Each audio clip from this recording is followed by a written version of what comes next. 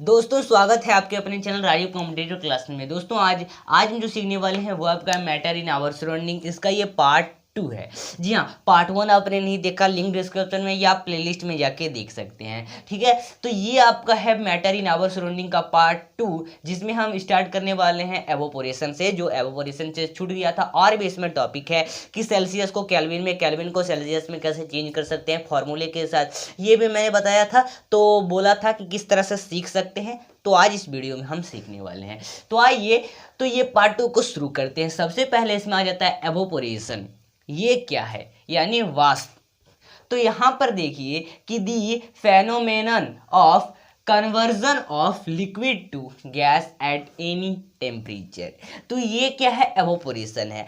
Evaporation या evaporation, आपको पता है कि वाटर, जी हाँ, जैसे अगर आप एक वाटर ले, ये आपका एक बीकर है, इसमें या कोई भी कटोरी वगैरह में ले लें वाटर, उसके बाद आप क्या करें, उसको बाहर खुले आसमान में छोड़ दें और 2-3 दिन के बाद देखते हैं कि ये जो आपका पानी का वॉल्यूम जो है यहाँ तक था, मान लेते हैं यहाँ से यहाँ 5 सेंटीमीटर तक है, ठीक है, और यहाँ से वॉल्यूम 2-3 दिन बाद थोड़ा घट गया, यानी यहाँ 3 सेंटीमीटर तक आ गया। ठीक है, तो ये कैसे घट गया, आप देखते हैं कि पानी किधर चला गया।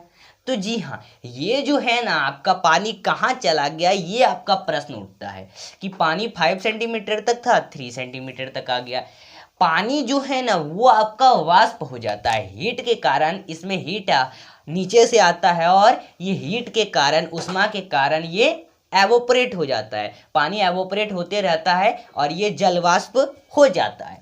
ये वेपोरेशन या एवोपोरेशन है। जैसे आप देखते हैं गर्मियों के दिनों में ज़्यादातर कि तालाब, झील, नदियाँ, ये सब के क्या होते हैं, पानी जो है वो सूख जाता है। अभी देखते हैं आपकी बहुत ही पानी है इसमें, 4-5, 10-15 दिन बाद ये वो क्या होता है, सब सूख जाता है पानी, ज़्यादा हीट मिलता है उनको। तो उनको क्या, ज़मीन के अंदर से ज़्यादा हीट मिलता है, सूर्य के प्रकाश से, सूर्य का प्रकाश ज़मीन पर पड़ता है, ज़मीन से हीट मिलता है और हीट से वो पानी टेम्परेचर होता है, बढ़ता है ताप उसका, और वो आसमान में चला जाता है, वाष्प में बन जाता है। ठीक है, और ऊपर बादल बन जाते हैं जाके। तो आप तो ये जानते हैं एवोपोरेशन, वाटर साइकिल आपने पढ़ा होगा। ठीक है, या वीडियो बना दिया है, लिंक डिस्क्रिप्शन में जाके देख सकते हैं। तो ये है एवोपोरेशन। ठीक है, एवोपोरेशन यानी क्या होता है, लिखा हुआ है कि गैस यानी liquid to gas at any temperature, liquid से गैस में जो बनता है वही एवोपोरेशन है या वेपोरेशन है। ये टेम्परेचर इसमें होता है, यानी पानी है, पानी को अगर टेम्परेचर करें यानी ताप उसका बढ़ाएं, हीट दें, तो वो गैस में बदल जाएगा, लिक्विड गैस में बदल जाएगा। लिक्विड एक पानी क्या है, एक पदार्थ है, मैटर है। और ये एक एग्जाम्पल हो गया, और भी बहुत सारी एग्जाम्पल हैं इसमें।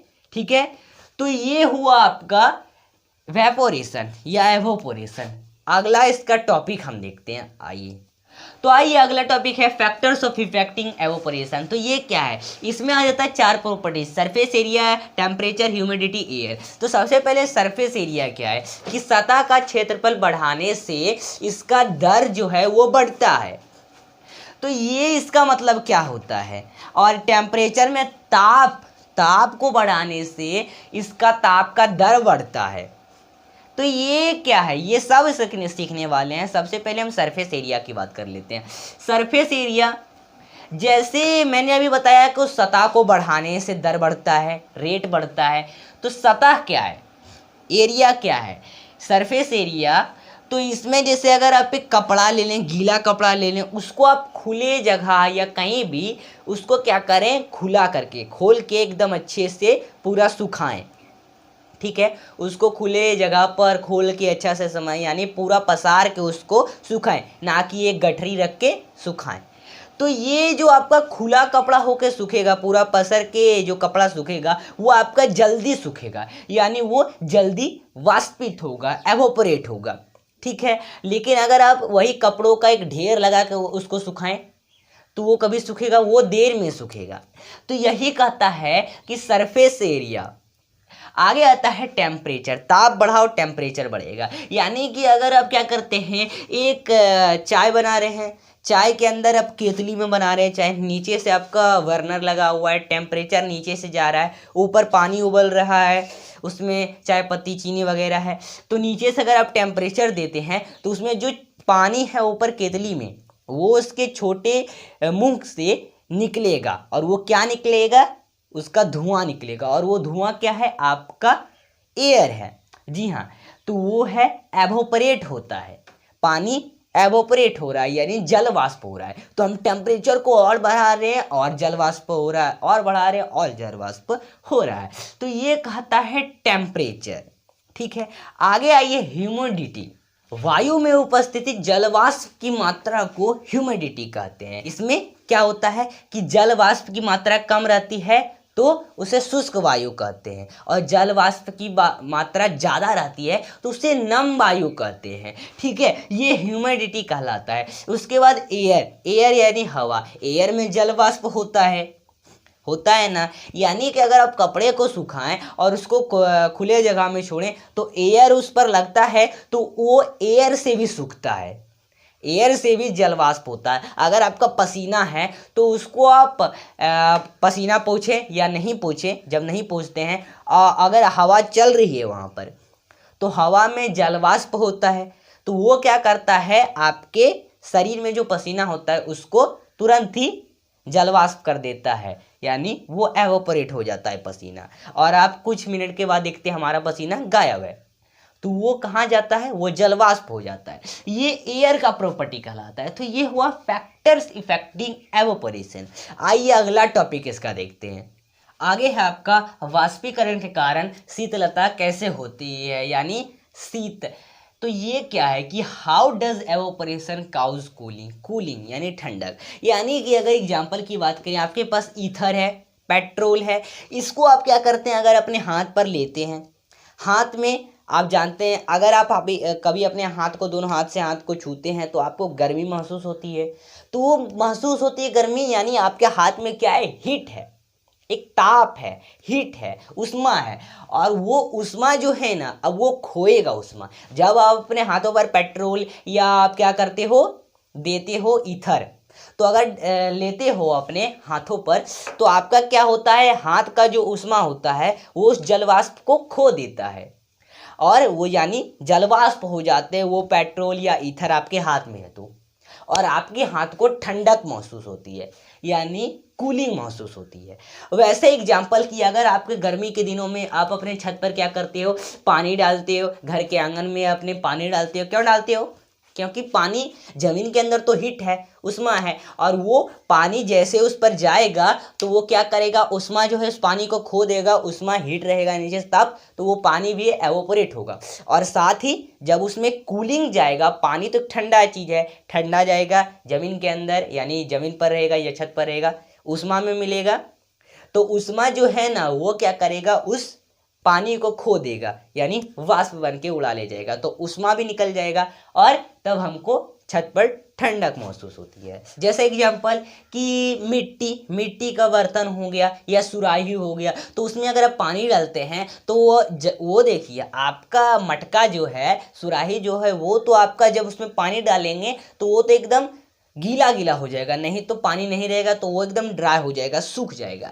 लेकिन अगर उसमें आप पानी डालते हैं और उस मटके में, उस सुराही में छोटे छोटे, इतने छोटे छोटे छिद्र होते हैं, छोटे छोटे छेद होते हैं, और पानी डालते हैं उसमें, तो उस छेद से वो पानी जो है रिसता रहता है, और यानी और वो क्या करता है, हवा हो गया उसको अंदर लेता है, यानी उससे आपका जो पानी रिसता रहता है ना, और मटके में भी उष्मा होता है, मटके में भी गर्मी होती है ना, तो वो उष्मा जो है ना उस पानी को खो देता है जब वो रिसता रहता है, और पानी आप देखते हैं कि मटके से थोड़ा कम हो जाता है और पानी ठंडा हो जाता है। तो ये क्या कहलाया, कूलिंग कहलाया। जैसे अगर आप क्या करते हो, गर्मी के दिनों में आपको पसीना आता है, कुछ मिनटों बाद आप पसीना को अगर नहीं पोंछते हो तो आप देखते हैं कि आपका पसीना जो है वो सूख गया। अब कहाँ चला गया, सूख के, गिर तो नहीं गया। तो तो वो जो आपका हवा आती है ना, हवा क्या करती है, उसको वाष्प बन के उड़ा देती है। यानी हवा में ही क्या होता है, वाष्प होता है, एवोपरेशन होता है, जो मैंने अभी आपको पहले बताया था।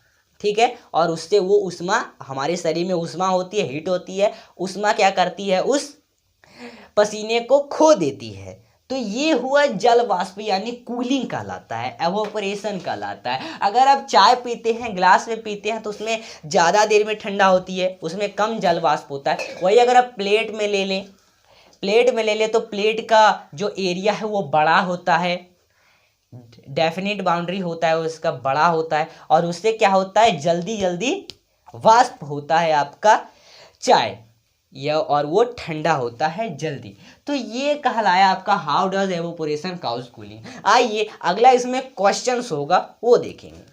आगे आता है आपका कि why should we wear cotton cloth in summer, यानी हम सूती कपड़े को गर्मियों में क्यों पहनते हैं, ये आपका एक क्वेश्चन है। यानी कि आप कठिन परिश्रम या कठिन काम करने से, गर्मियों के दिनों में अगर आप ज़्यादा काम करते हैं तो आपको ज़्यादा पसीना आता है गर्मियों के दिनों में, और गर्मियों के दिनों में अगर सूती कपड़ा पहने होते हैं तो सूती कपड़ा है ना, वो क्या करता है, ज़्यादा अवशोषित करता है।